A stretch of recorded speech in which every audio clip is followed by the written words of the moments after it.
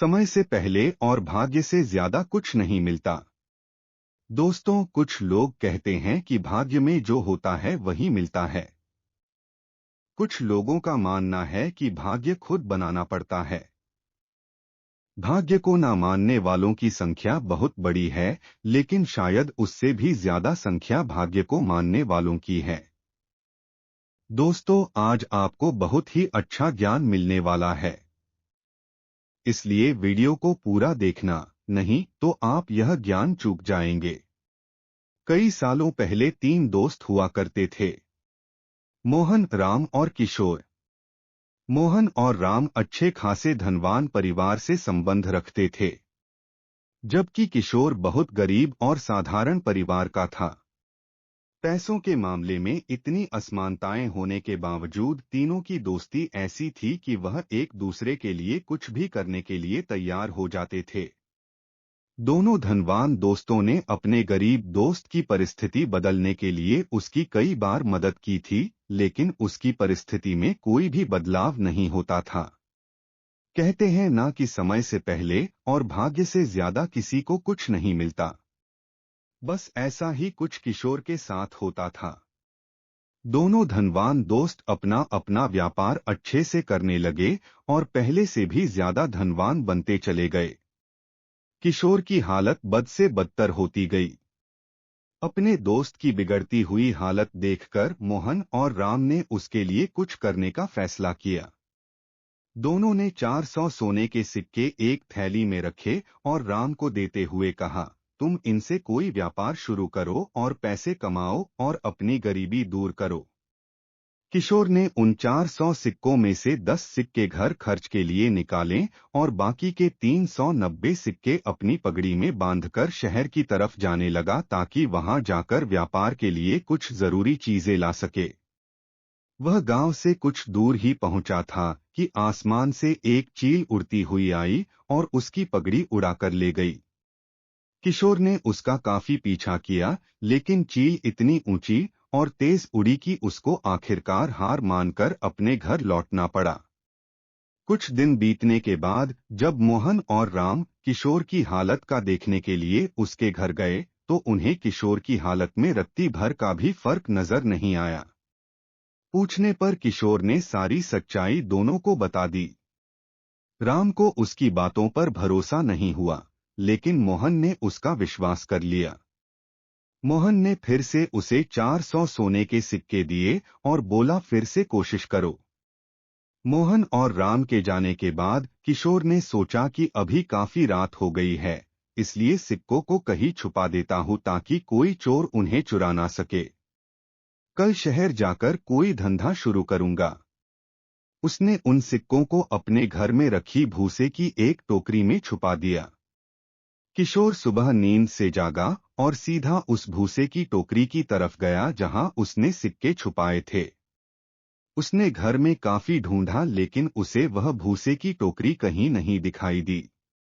उसने अपनी माँ से पूछा तो माँ ने बताया कि उसे सब्जी खरीदनी थी और घर में पैसे नहीं थे, इसलिए उसने उस भूसे की टोकरी के बदले सब्जी खरीद ली। किशोर आखिर करता भी क्या, वह अपनी किस्मत को कोसता रह गया।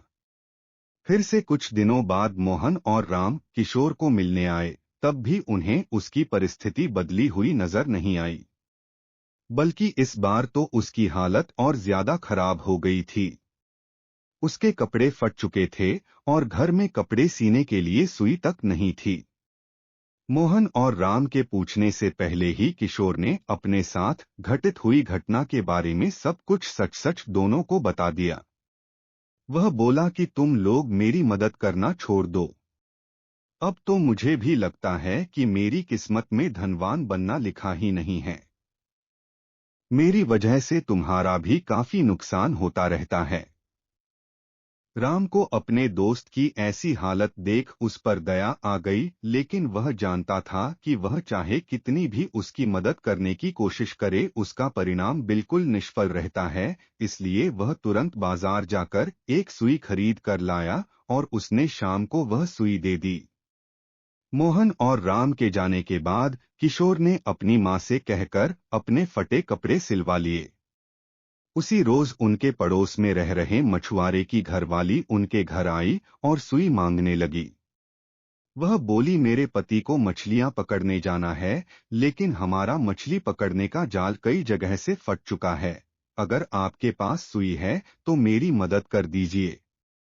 इसके बदले में मैं आपको एक अच्छी सी मछली देकर जाऊंगी।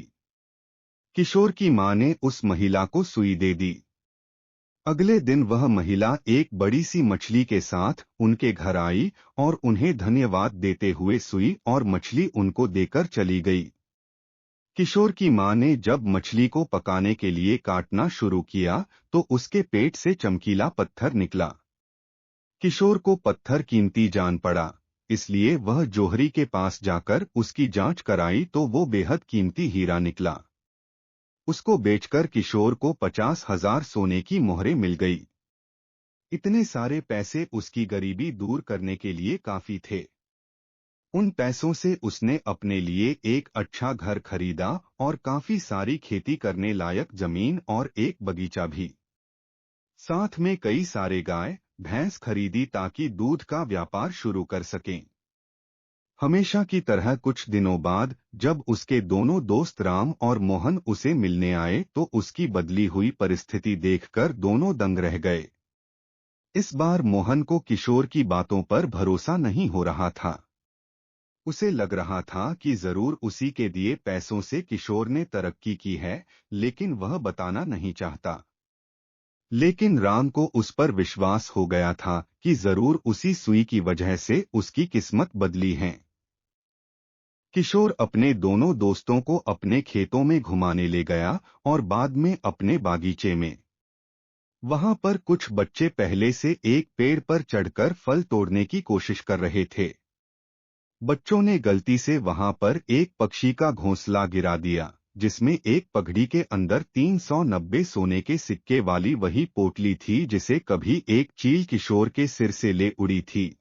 उसे लेकर जब तीनों दोस्त घर को लौटे तब किशोर की मां गाय भैंसों को भूसा खिला रही थी और उसी दौरान भूसे की एक टोकरी से वह 400 सोने के सिक्के भी निकले, जो किशोर ने कभी अपने पुराने घर में भूसे की टोकरी में छिपाए थे।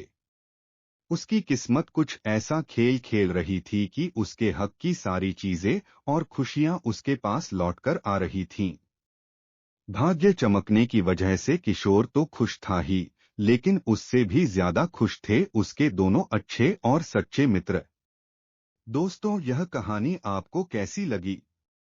कमेंट में जरूर बताना और अच्छी लगी हो तो कृपया मेरे चैनल डिवाइन मिस्ट्री को सब्सक्राइब कर नोटिफिकेशन बटन को दबा देना, जिससे आने वाली हर वीडियो की सूचना आपको मिल सके। धन्यवाद।